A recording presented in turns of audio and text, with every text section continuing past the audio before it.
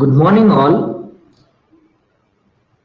I welcome all of you to the free OpManager training season. Before we proceed with the presentation, I wanted to confirm whether all you can hear me and see the presentation as well. Please confirm by commenting a yes in the webinar chat panel. Once we receive a couple of confirmations, we shall proceed further. Thank you so much. I've received a couple of confirmations on the same. Let's dive into today's topic. Let me introduce about myself. I'm Sharath, Technical Support Engineer, associated with OpManager for a couple of years now. So I would be the presenter for today's session and hope I would be able to share some knowledge on OpManager for the next 1 hour. So let's see the training schedule. So as all you know, this is a 4-part training season. We have already covered up with 3 parts, which is all about discovering and classifying the devices in OpManager and how to monitoring the server's performance, network performance, and we saw a couple of things related to the network maps and management. So today is all about fault management and IT automation. How do you get your faults being managed properly and get your automation done through a particular feature in OpManager is what we'll cover up today. It happens on 2 times. One at 6:30 a.m. GMT now, and the other one is at 11:30 a.m. EST tonight. And we have all these training schedules, agenda, and the previous recorded versions of these webinars in opmanager.com/training.html. Any of your colleagues who have missed to join for today can have access to this website and have benefited with the recorded version of the webinar. Today, it's all about fault management and IT automation through OpManager. Let's see about the agenda for today's topic. We'll check about the severity levels of alarms we have got in OpManager and how the threshold violation alarms works. The next is about the other type of alarms like VMware events, event logs, SNMP traps, and Syslog alarms. And we'll check about notifications. All these alarms, how they can be converted to a notification is what we'll check. And at last, we'll check about using an IT workflow to remediate the problems. Let's see about the alarm severity levels we have got in OpManager. So there are few predefined severity levels in OpManager which cannot be changed. So the first level of priority is attention, and the medium priority as trouble, and the high priority as critical are 3 type of severity levels for alarms we have got. And the other one is service down. So whenever any service monitors or Windows service or URLs being down, you would be able to receive service down severity levels. And clear alarm with the green check, which says whenever alarm has been cleared. Let's see the alarms in detail. As said, the predefined severity levels are attention, trouble, critical for the device down. As you can see, when a device goes down at the first pole, you would receive an alarm as attention, being the low priority, stating you that the device is not responding, probably down or busy. So if the device did not respond for 3 poles, you would be receiving a trouble alarm. And if it does not respond for the last consecutive 5 poles, you would be receiving a device down alert with a critical severity. Another type of a predefined severity is for interfaces. So whenever any interface which is monitored in OpManager goes down, you will directly receive a trouble alert. And the other one is about service down. So when any service goes down, like service, URLs, Windows services, all goes down, you would receive an alert and notified in purple which says service down. And process can also be monitored in OpManager, and if that goes down, you get them alerted in trouble. As we discussed, the URLs, the URL monitors, when that is not reachable and goes down, you would receive a service down alert for the URLs as well. So the next we'll talk about is the configurable type of severities. So far we have seen about the predefined set of severities we have got and where it would be used for. The configurable type of severities can be used at event logs, where any event happens, you would be able to receive that an alert based on few requirements, and you can set your type of events. As you can see, either error, warning, information, or critical. This is all about your choice. It's configurable type of alerts which you can receive for event logs. And for SNMP traps as well, you can configure your own severity levels, as you can see right here. And for the Syslog messages as well, the severity of the alerts can be defined of your choice. All these three type of events can be have in your configurable type of severity levels. The next is about threshold based alarms. So these alarms which you've seen in Priya is all about the type of alarms whenever you would be receiving whenever those things happens in OpManager. There are few things based on your threshold which you manually configure. So if you wanted to configure a threshold and if that gets violated, you would be received an alarm. So we'll see how to configure a threshold in an individual device. Let's see what is a consecutive time and how do you set your consecutive times. And we'll also talk about configuring the rearm value to clear those fault alerts. And we'll see how to configure the thresholds globally using your device templates based on the type of the device. So thresholds can be set on different ways and you can receive alerts based on the same. So let's see how do you receive or how do you configure thresholds on an individual device first with the help of the product. So let me just get into inventory, any of the devices. Say I've got a device and I want to set thresholds for my CPU utilization. Under monitors, I've got CPU utilization and I want to set the threshold for the same. I can go ahead and edit the respective monitor and I can find the threshold values right here. So you can set your own value based on your requirement. You can set the value, and if that gets violated, OpManager would raise the respective alarm. So here I am setting it as 60% for attention. So if my CPU utilization goes above 60%, it generates with an alarm as attention severity. And if it's above 75%, I set it as trouble. And if it's above 95%, I want them to be at the critical state. And the rearm criteria is nothing but it is the place where you mention OpManager on which particular threshold value you want the alarm to be cleared.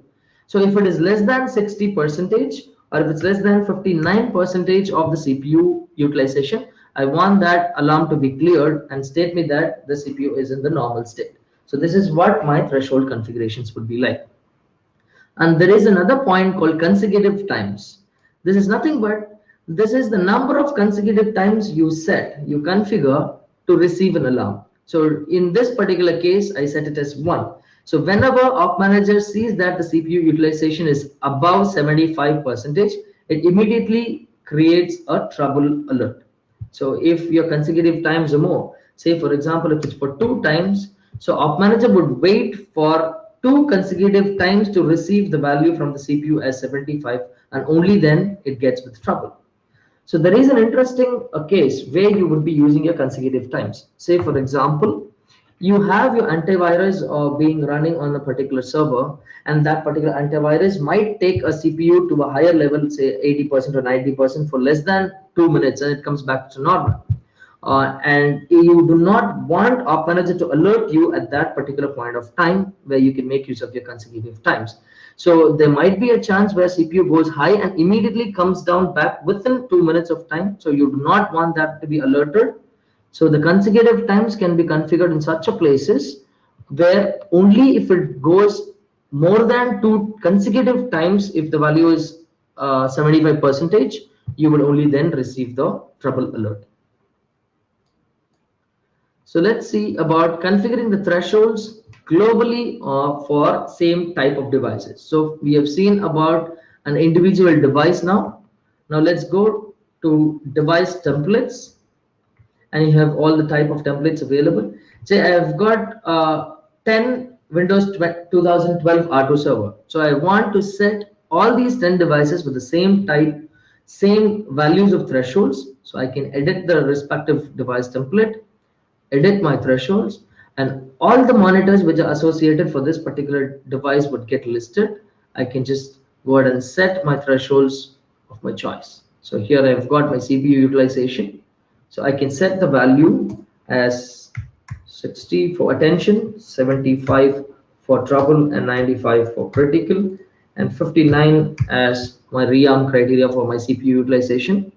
And you can do the same for multiple monitors at the same as well. So I wanted to set a disk utilization for all my servers of Windows 2012 R2. I can just directly go ahead and set them right here. So 70% is attention, 80% as my trouble, and goes 90 and above of the disk is being utilized. I want them to be as critical.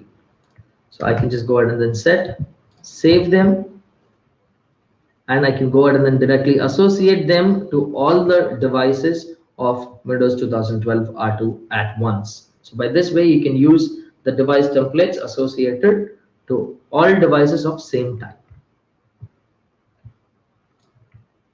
The next is about VMware events.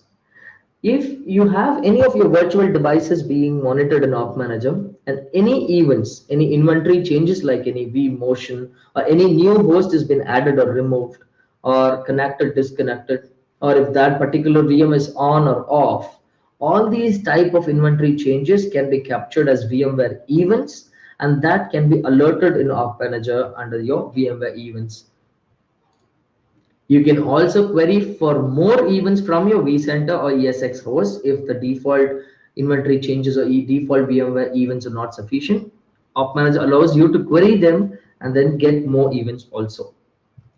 Let me get into a virtual environment I have got. So here I have got my vCenter being displayed, as you can see. So here you can see my VM powered off event and other events which is displayed. So you can just get into the alarms of that respective vCenter and you can find the VM events. All these events can be available. So if you want to dedicatedly have a look only on the VM events, you can just get into alarms, events, and by sorting them, you will be able to find the VMware events. So all the VMware app events would be listed down right here under this alarms tab. You can just have a look on all the VMware events. And if you wish to add more VM events to the respective vCenter, you can just get into the vCenter,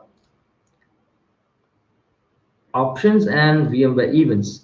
By default, OpManager has 37 VMware events added to the vCenter automatically once it is discovered, such as alarm being removed or any new migration happens or disconnected or any type of events which happens can be captured. And if you want to add new VMware events, you can just go ahead and add new, and you can just fetch that from the respective vCenter. You can just fetch them directly from the vCenter. As you can see, there are closely about 400 plus VMware events available. You can just go ahead and then search for the one which you really want them to be added. Say scheduled task being removed, you want them to be captured, you can just go add them, and any event happens as scheduled task being removed hereafter from the vCenter, you would be able to have them as VMware events being displayed in OpManager.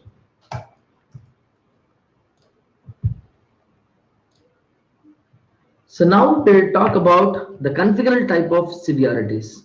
First, we'll discuss about the event log alarms. What are the event logs and what are the alarms you would be able to receive from them?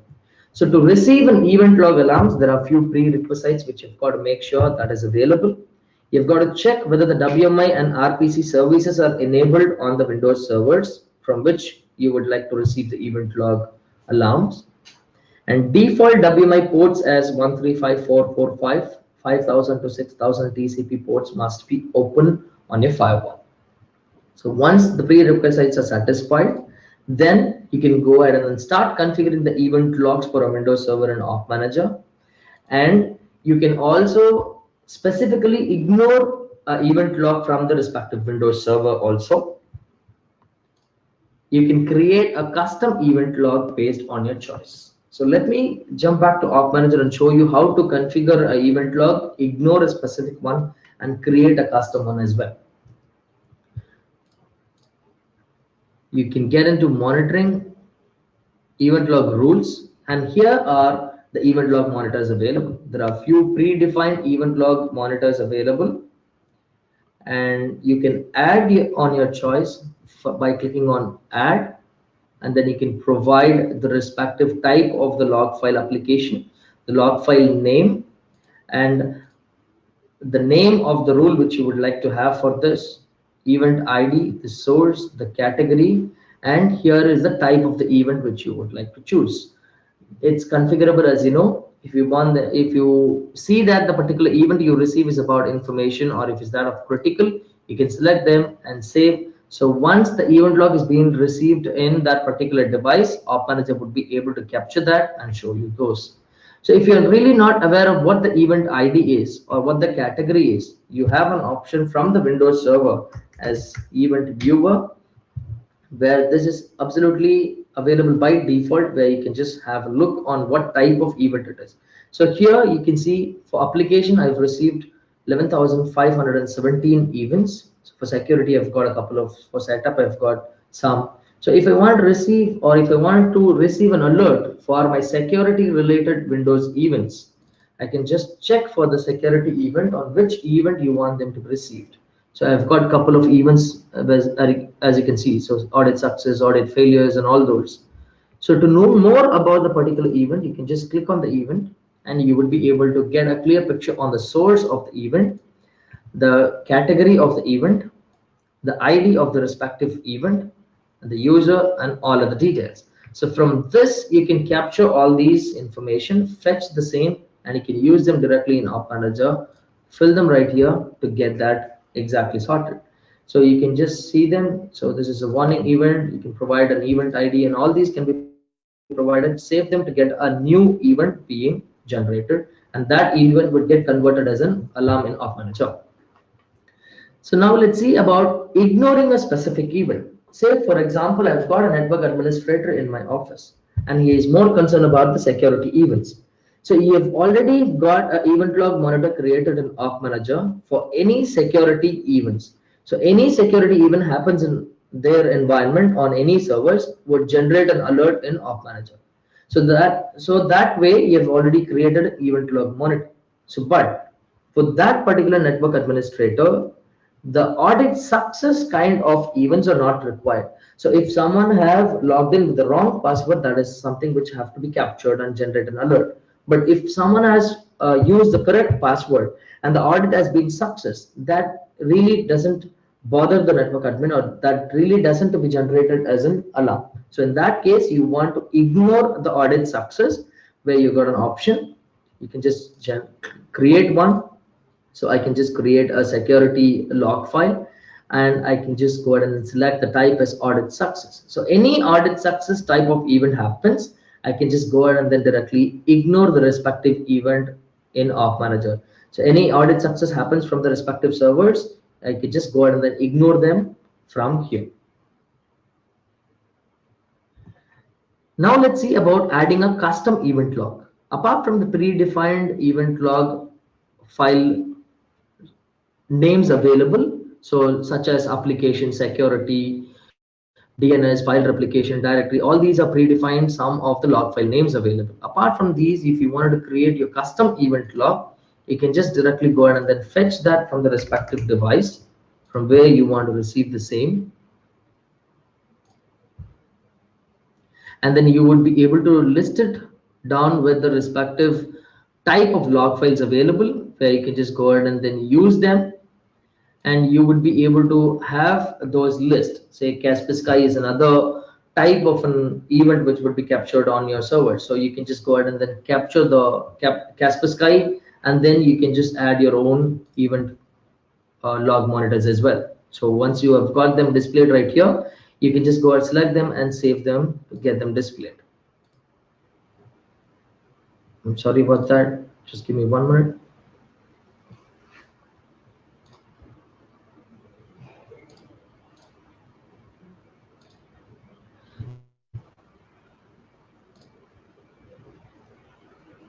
So by just clicking on add custom event, and you can just query that directly from the respective event on which you want them to be displayed. You can query that and you would be able to have the new log files being displayed, and you can just have them as a custom event log being created in OpManager.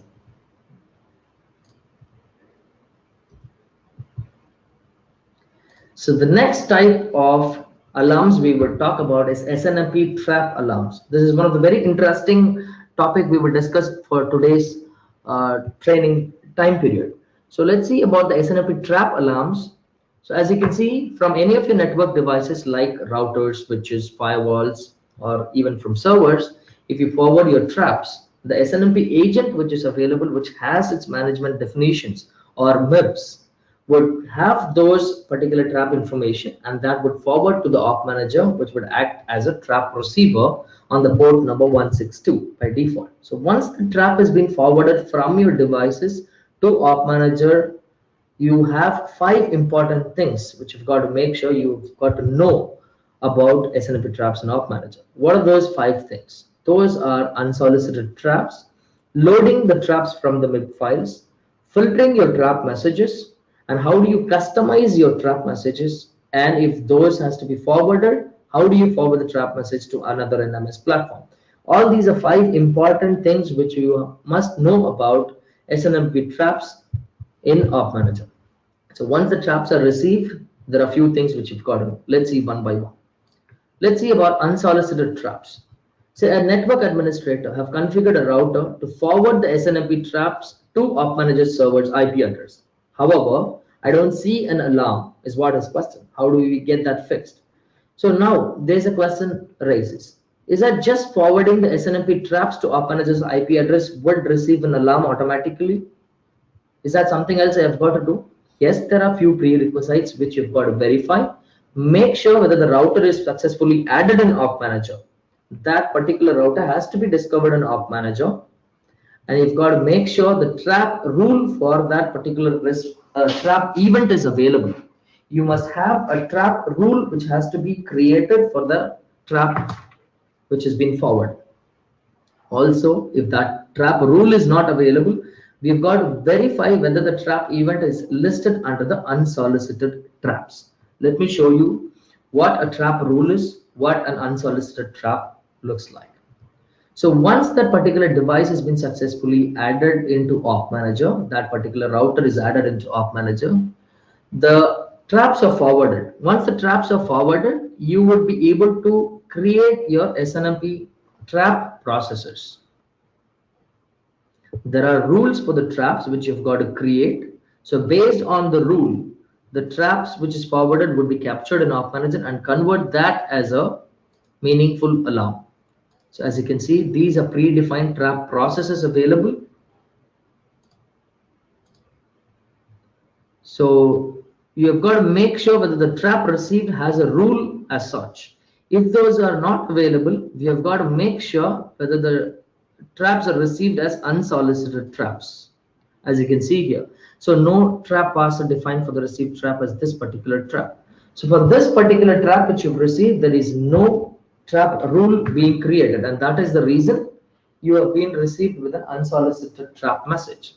So once you've received an unsolicited trap message, how do you convert that as a meaningful alarm? Nothing but you've got to make sure you identify the respective trap event from the unsolicited traps and add a new trap rule. So you have the alarms unsolicited traps. So this trap messages has to be converted as a rule by creating a trap processor just by one click. Clicking on the same would create a trap processor. You can provide a name for them, and all the respective events would be configured from the trap message. Save them, and in future, when any of these type of traps which has been received from the devices would automatically generate an alarm as the trap processor is being generated right now. So you've got to make sure the traps are received in OpManager, and that can be captured under the unsolicited traps. If yes, you can just convert them and you can just get that as an alarm in OpManager. Moving on to the next is about loading trap from MIP files. Say I do not want to manually add the trap rules one by one. How do I upload the trap rules in a bulk? As we just saw, you've got a trap which is received from a device, and that is listed under unsolicited trap. So we have manually created a trap processor from there. In case if you've got bulk number of traps being received, and do you want to really convert them manually one by one? Is that possible, or is that we can go ahead and upload those rules in the bulk? Yes, we have got an option to upload in bulk, where there has few prerequisites. We can just get them from the MIB files directly. You can just get the vendor MIBs and you can just go ahead and then upload them. So we have got to understand what a MIB file is, how to obtain the MIB file and upload them in OpManager and load the traps from the same. So what a MIB file is? MIB files are nothing but the management information base, where you've got, it's a collection of OIDs which has information about the trap messages as well. It varies based on the vendors available in the market. So each vendor would have their own MIBs based on the model number of the devices they have. So you can just get in touch with the vendors directly to obtain a MIB file, or you can use the global search engine to get the MIB files if they are available. Once the MIB file is obtained, that particular MIB file would have the information about the OIDs and the trap information. So we've got to upload the MIBs in OpManager, and then we've got to load them from the traps. So how do you upload a MIB files in OpManager? So let me show you how to upload a MIB in OpManager. There are several ways to upload a MIB. So I've got a particular MIB. I would just show you how to upload them. Getting into Tools, MIB Browser, and here is a place where I can go ahead and then browse the respective file and upload the MIB. I'm just going to go ahead and then browse a file. So I've got a health related MIB, CPQ HLTH MIB. So I'm just going to upload the same. That gets successfully uploaded. It's quite very simple. Under Tools, MIB Browser, you can just go ahead and then browse and upload a MIB directly. So once the MIB is successfully uploaded, how do we get bulk trap information from that MIB? You can just load them with the help of trap processors. So getting into SNMP trap processors would start listing me the trap processors available. So loading from MIBs are nothing but just click on load from MIBs, and all the MIBs which has the trap information from the OpManager would start listing down right here. So here is the recent MIB which we have uploaded, CPQ HLTH. So by just clicking on the MIB, it would start listing me all the traps available for this MIB. So you can see n number of trap messages. You will be able to add the respective ones as a processor. So I want a catch accelerator and I want a correctable memory error occurred. So when any of these two things occurred, so on any server is operational back again, and I've got a couple of things. Say fault tolerant fan condition has been set to failed, degraded. So all these things I want them to be as alarms once, and all these has to be forwarded from as a trap in that particular case. So I can just select multiple trap processors from here, trap messages from here, click on save, and then all these would be created as a SNMP trap processors in OpManager. So you can see these are the new ones which you've added. So you can add bulk number of trap processors directly from the MIB, provided the MIB has the trap information in it. So whenever the device has any of these traps being generated, OpManager is capable enough right now to convert that as an alarm. Just by loading the MIBs, and you would be able to get them done. The next is about filtering your trap messages. Here's a very interesting example. So I have a Windows server added to OpManager already for monitoring.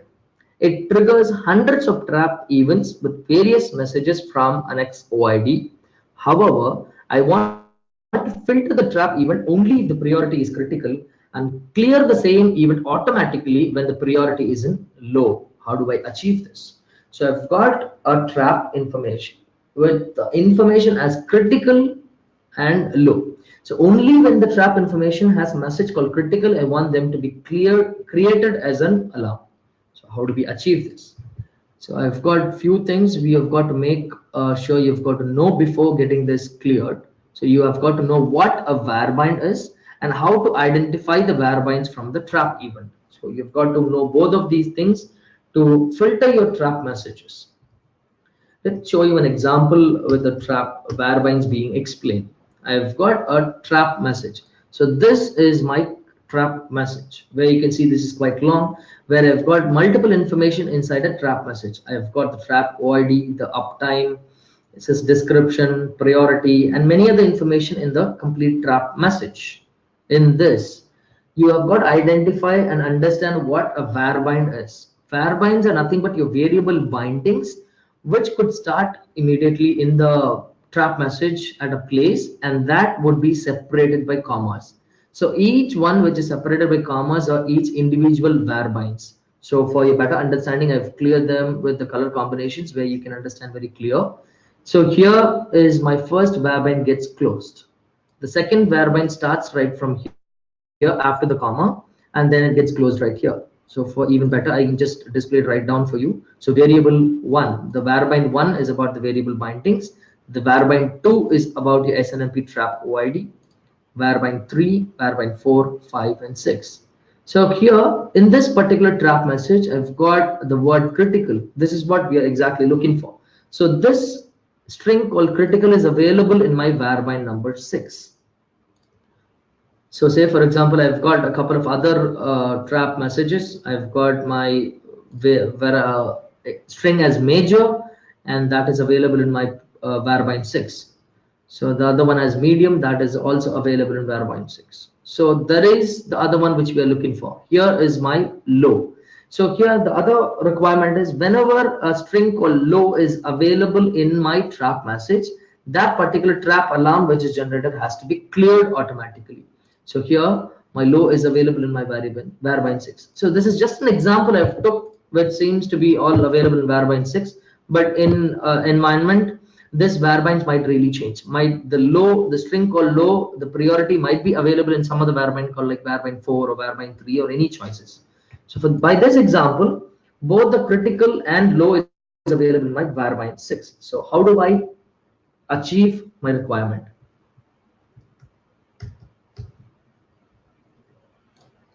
I can use the match criteria to filter those varbinds and clear my trap alarms based on my varbinds. So let me just get back to the product, show you how. So once the trap processor has been created, here comes my criteria. So I'm just matching the criteria right now. So match the following. Either you can match all of the following or any of the following based on the number of criteria you provide. So here in our case, I've got my 6th varbind which equals as critical. So whenever the string called critical is under the 6th varbind, I get an alarm from OpManager as critical, and I want them to be rearmed, meaning I want them to be cleared when the 6th varbind says low. So I can just configure based on the message, and you can just save them. So the same trap OID, I can just provide the same trap OID which is available right here. So this is what my trap OID is. So I can use the same trap OID. So whenever the trap OID as such is flowing into OpManager, and if that particular criteria of 6th varbind matches critical, it would get created with an alarm. And if it matches with low, it automatically gets these alarms cleared automatically. This is how you can filter your trap messages based on the varbind information. The next is about customizing the trap messages. So you have an option in OpManager to customize the messages also. As you see, the trap messages might be quite long. So here is an example I've got for authentication failure trap. So I received an authentication failure trap with a long message, which includes this uptime, trap OID, authentication address, the target type, and a target address, and so on.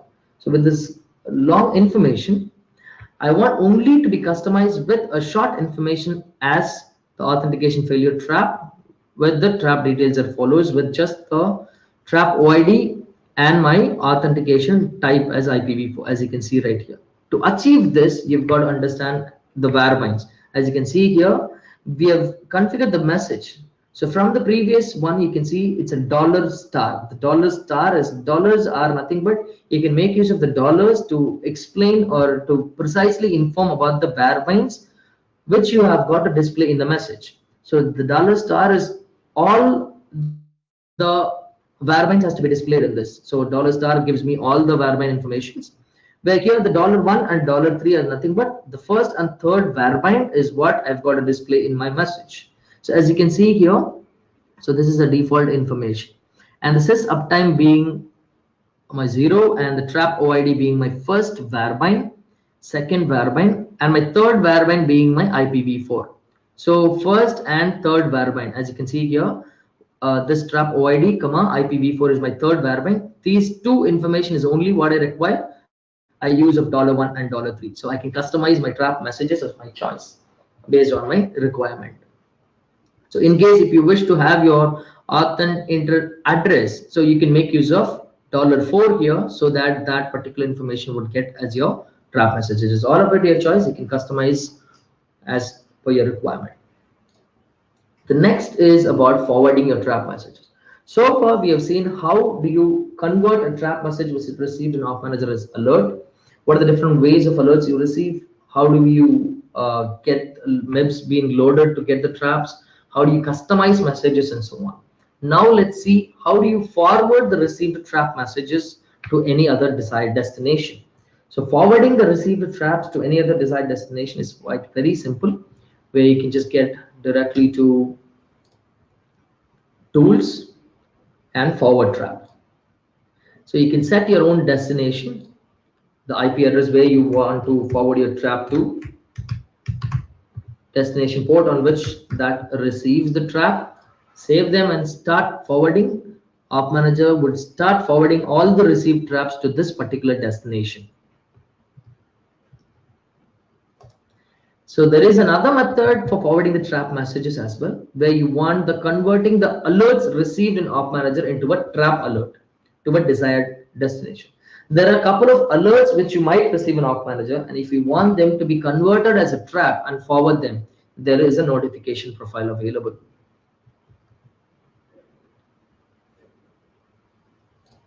Notifications and trap profile.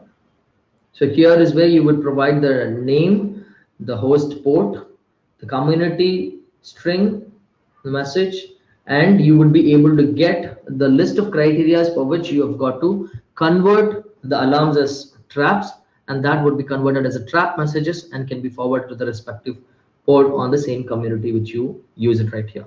So the basic difference between the trap profile and forwarding the trap messages directly is nothing but forward traps would help you to forward the traps directly. So whatever it has been received in OpManager can be directly forwarded using the trap forwarder.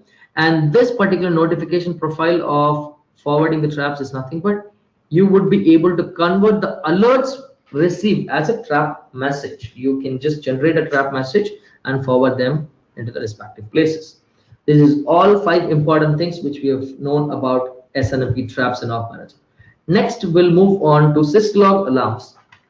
So when we talk about Syslogs, there are a few prerequisites which you've got to keep in mind. You've got to make sure the devices has the capability of forwarding the Syslog events to OpManager server, and that has to be configured.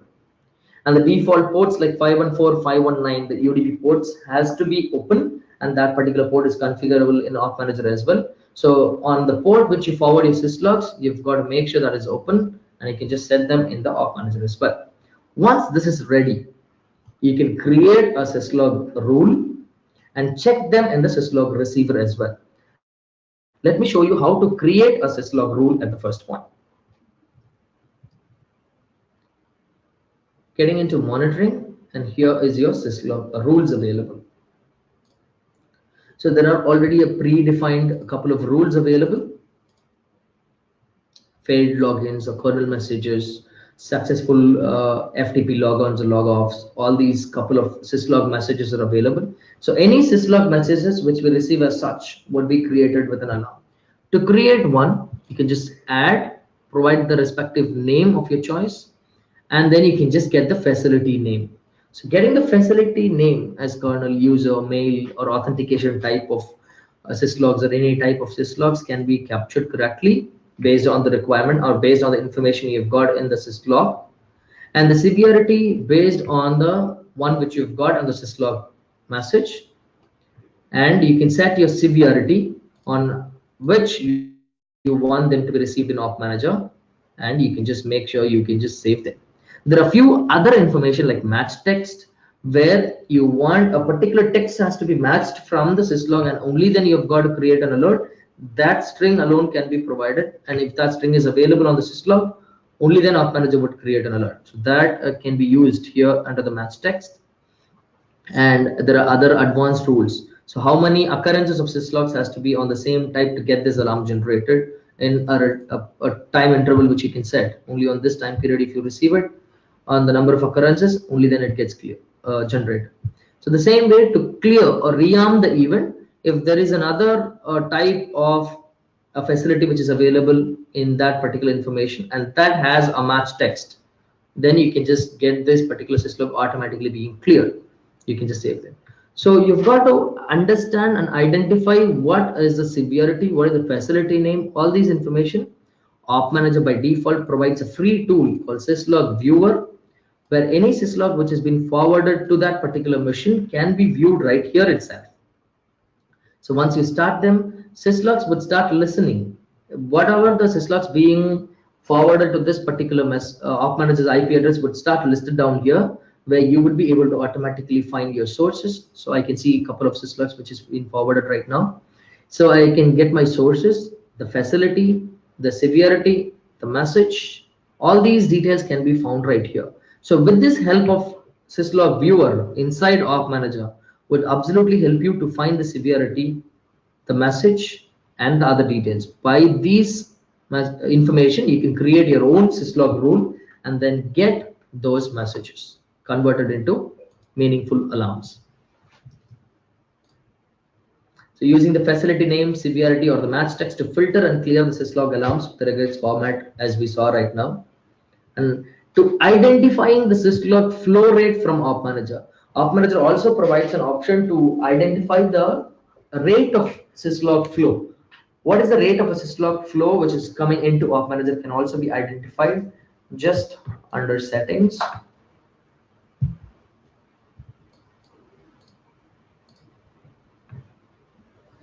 Monitoring,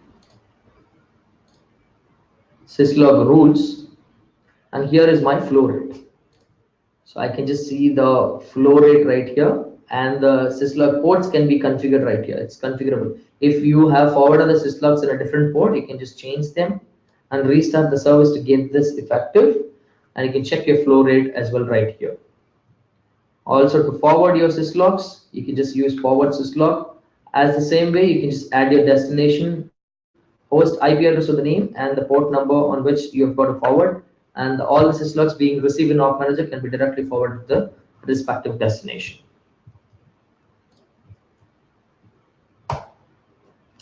Now is all about notification profiles in OpManager. So far we have seen all the type of alarms which you receive inside OpManager. So all these alarms which you see right there would be available under the alarms tab. So all the alarms, you have even categorized way of viewing those alarms as event logs, syslogs, traps. All these are even categorized individually to have a clear picture. So all these alarms can be captured right under the alarms tab. You can just view all the type of alarms right here inside OpManager. You also have sorting options where you can make use of to sort them. Have a look only on those respective severity alarms. So these alarms has to be converted to notifications to get them exactly in the place where you are, either as an email or as a command or as SMS, or you wanted to log a ticket in any of the service desk tool which you have, like Service Desk Plus, ServiceNow, all these. You can create your own profile and then convert the alarm as a notification. You have certain criteria which you have got to match. Select the devices, schedule them, and then set a notification profile ready. Let us see a couple of examples right today. Email notification. Say I want to receive an email notification for all the service down alarms. How do I configure this? So you have to make sure you have to configure the mail server settings at the first point and create a notification profile for email with the alarm criteria and set them to the respective devices. Let me show you a quick demo from OpManager. Getting into notifications, click on add, and here as you can see, all these are type of my notification profiles which I can create. So here in my case, I want as an email. The first point is I've got to set my mail server settings. Under the basic settings, you've got your mail server which has to be configured. Once done, You can create an email notification profile. You can set your subject messages. Moving on to the next, shows me the criteria. So these are all the list of criteria which I can make use of. Here I want any service which goes down in the devices which I monitor in OpManager has to create an email to me. So any service which is down, I can just go ahead and then select next. Here is my selection of the devices. So for which devices I want the service monitor to be captured and send them as an email. I select the devices. There are a couple of methods you can select the devices, either by individual devices, or if you've got already a business view, say only for those devices you want to make use of, you can just select the business views or by category. So if you want them to be received for all of your servers, you can just directly select servers. And here is my schedule. When do you want this notification profile to be active? When do you want these emails to be received? Is that apply this profile all time, or you want on a specific time period? So only on your working hours, on working days, or only on weekends, on non-working hours? It's all about your choice. Once you can set that, you can also have your delay trigger set. So if you want them to be triggered after a certain number of time period, you can just set them a trigger after certain type or certain minutes. You can just set them for a delay trigger. So the reoccurring trigger is quite very interesting, which would grab your attention in your email inbox. Say trigger interval as 5 minutes, say for example, and restrict the triggers to 5 times. So at the first point, an alarm would be generated for a service down and would keep generating for 5 times every 5 minutes to grab your attention so that you would never get that missed. So that would help you to reoccur trigger, and this would help you to get the emails without being missed from your inbox. Once this has been done, you can just have a preview on the same. Is that everything seems to be right? The email addresses are right. All these are set, and you can provide the name for the particular profile, and you can just go ahead and then save them. By this way, an email notification profile is successfully saved.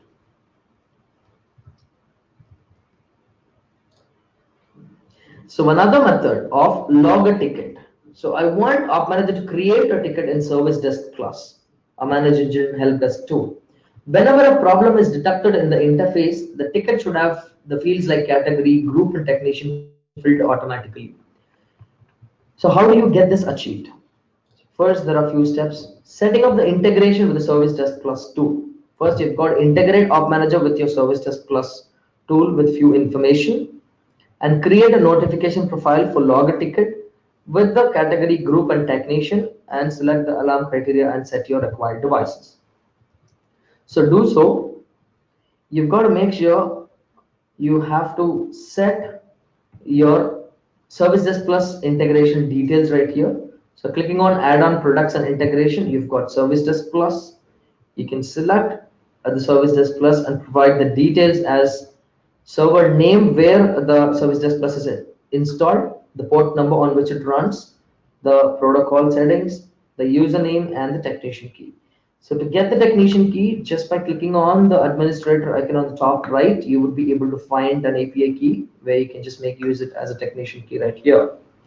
Once this particular product integration is saved successfully, you can now create your notification profiles. You can create a log a ticket notification profile, and here is all my details available. So based on the category or any other information which you've set already in your Service Desk Plus, you can make use of those. So select a category, select a subcategory, item, priority, group, and the technician. All these details can be fetched directly from the Service Desk Plus. Say any interface goes down, I have to assign it to my network administrator who takes care of the interfaces. So I have got an account already, a user login created for my network administrator in the Service Desk Plus. Those technicians will be listed down here. You can select the respective technician. So the category, as you have any category as interface problems in your service desk being created, you can use the category right here. So whenever an alarm happens on an interface, this would automatically log a ticket in Service Desk Plus on the respective category and assigned automatically to the network engineer as such, which is quite very easy and interesting. So here, once these are done, you would be able to find the same criteria options where you can select the interface problems, select the devices, and schedule them as per your choice. As we just saw as in the email notification, the criteria is exactly all the same. Next is about automate your fault management. So far we have seen how are the faults being managed in OpManager.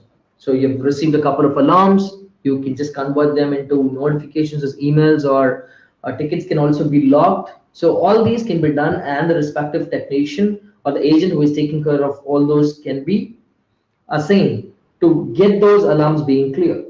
So if in case if you want to automate a couple of things, if you've got remediate solutions for that, how can you achieve that? Here there is a option called workflow. You can create your own workflow, associate them to the devices, and schedule or trigger them based on the tasks you've got. So let's see an example on the same. I've got an option called free disk space on the server. I've got an example right here. I can create a workflow whenever a disk space violates a certain gigabytes. I want that disks to be freed up. How do I do that? So I just get into a workflow and I'll show you how a workflow would work. Like I can create a new workflow. So here my example is, if the disk has so much of space being used, I want to delete a couple of files, and then I want to free the space on my disk. So I can just get, first I would just go ahead and then ping a device, check whether that particular device is up and running. If yes, I would just go ahead and then check the space on my drive, on my C drive. If the space is above, if it's less than, say for example, if it's less than 20 GB, I want them to be checked. If yes, if the free space on my drive is less than 20 GB, if yes, I would get the size of the folders or list my files. Say for example, I get the size of a folder. So normally I know that that particular folder would capture so much of space, the log files, which normally I do not want. If that folder is more than 10 GB, I absolutely really do not want them. So I just go ahead and then delete that respective folder on the same device.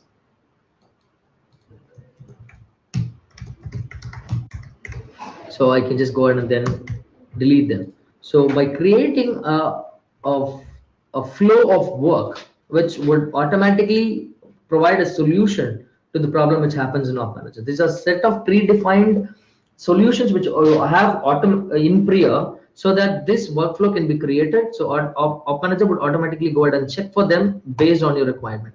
Either you can just trigger them to the respective devices based on the alarm which happens. Say if you want them to be triggered only when an alarm comes in, or you want to schedule them on, say, every month on 1st of every month at 10 o'clock in the morning, you have got to check the space on the C drive and clear them as per the workflow. You can just go ahead and then trigger them, providing by a name. You can just create a new workflow. So by this, we have come to an end of the presentation for today. I would also like to let you know about the best practices for all the network engineers which you have written, where you can find them under the ebooks.opmanager.com. This is a free ebook where you can just directly have a look at this link and then get them registered to get this best practices for your network administrators, which is in general where you can make use of. Now it's open for questions. I've got one of my panelists here who would discuss about the interesting questions which we have received today.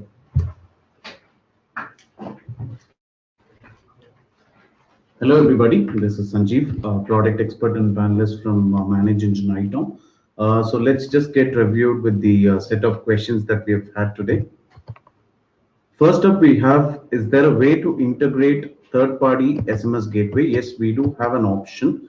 So in the earlier times, we have had some niggling issues related to the problems on the third-party SMS modem, where the vendors weren't able to have some updated jar files, and there was almost many problems that were driven through the hardware based files that we have had over times. So what we have done is we have got the leverage to use the API based calls and to get the specific parameters through which these third party SMS gateways drive. So it could be still integrated with any third party SMS gateway which has the leverage of providing the API documentation. So let me just drive through and check it out where we have. So once when you go to settings and then basic settings, you actually have an option here under the SMS server settings. So there are quite a few options that you actually will have to fill it out. Let me just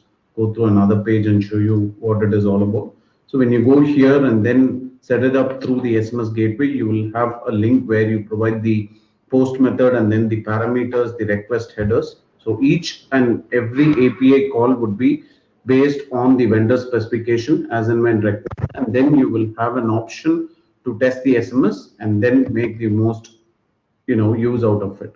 So yes, we do have the support for all third party SMS gateways based on the vendor API documentation. Next up, we have a question related to the BGP link up and link down traps. So this is what it says. I have a switch added to OpManager. It triggers a failure trap event for BGP down for the specific OID and a clear event as well for the specific OID that's been mentioned. Now his requirement is to generate two different alarms in OpManager.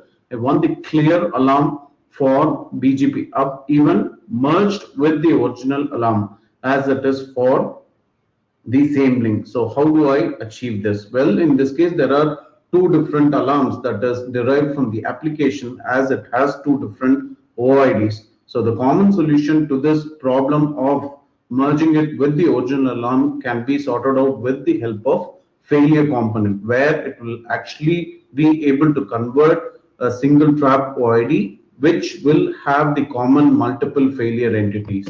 So how do we actually do that here is when you actually go to the settings and then monitoring. When you go to the SNMP trap process, I believe Shaz has already explained you well in the earlier part of this segment. So when you go to the failure component, this is where you will actually specify the failure component name that is common to both of these trap OIDs and then merge it as a single entity. So as it says, when you deal with multiple failure entities, this can actually help you to derive the solution which you are actually looking out for.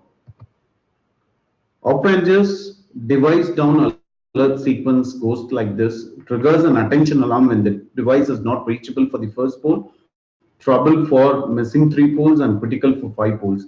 Is it possible to configure OpManager to trigger critical alarm when the device is not reachable for the first pole? No, this is by default. So what will happen is the first up you will have an attention and then a trouble and a critical. So this will be based on the 1, 3 and 5 pole. So right now we don't have an option to trigger a critical alarm when the device is missing its reachability for the first pole itself. My VM data store does not update the appropriate values after few polls. Is there a way to refresh my VM data stores that is monitored as a part of my virtual environment? Well, the workflow automation that was actually discussed on the last part of this segment can actually come to the rescue. So when you actually go to the workflow here, and then when you click on the new workflow, as Shaz has explained to you in the earlier email, so there are some predefined workflow actions that has already been synchronized with the application, and then you have an option here called as the refresh data store. So all you will have to do is just provide the device name, and then you can actually fill in your name or the whatever customized name that you wanted. And if you wanted a trigger, you can also mention the set of trigger actions for it to send it to the respective user when there is any updates on that. Next up, we have a maintenance window for a group of servers between 6 and 8 p.m. on every Friday. Okay, so it's going to be Friday 6 to 8 p.m. and I want OpManager not to generate any alarms during this period. How do I achieve that? Well, you actually have the maintenance time window frame, which will actually help you to achieve this. So let's go check this out. So when you go to settings and then configuration, you will actually find something called as a device downtime. So under this, you can still specify what is the action downtime frequency that you wanted. And since this is actually specified for every Friday from 18 hours to 20 hours, you can specify what is the time frame that you wanted, as well as the specific type of categories that is required. So you can actually mention devices, and then you can just move over to the right hand side and then save these changes. So just select the devices that you wanted, move it to the right hand side, and then save these changes. Of course, you will have to provide a name, so you can just provide whatever that you wanted and then save the changes.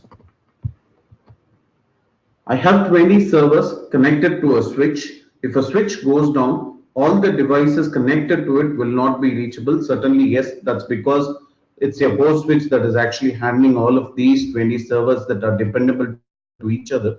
However, I don't want OpManager to trigger 21 alarms, that is 20 servers plus one switch. Is there a way to set dependent devices for these servers so that it triggers just a single alarm when the switch goes down? Yes, we do have an option here. So when you go to settings and then configuration, you actually have an option called as quick configuration wizard, under which you can actually set your dependent device or the parent device as a switch, and then specify what is that you wanted, and then assign, you can either assign it to a specific category, or you can actually logically group all of those 20 servers to be dependent on that switch. So if you just select it and then click on write, just associate it so that these 20 servers would be marked as a dependency to the parent switch, and whenever the parent switch goes down, all of the dependent devices that are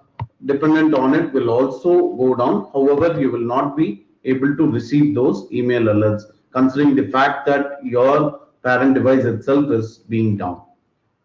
I would like to automate the process of powering off my specific VMs during the weekends. Is there a way to automate this? Yes, this could also be achieved through the workflow automation. Let's see where it is. So when you go to workflow and then new workflow, we have several panes here on the left hand side that has to be watched out. So when you go to VMware and then power off VM, you can just select whatever VM that you wanted, or otherwise you can actually specify a trigger action as well, so that it can trigger you out an email. So possibly there is a lot to offer in the workflow segment. Apart from the op manager segment, we also have some external actions where you can also create a script, or you can execute a Windows script or log a ticket option, and there are a few executable commands that you could also use for your network devices as well. So far, you could find plenty of options there, so which you can just play around whenever you have time.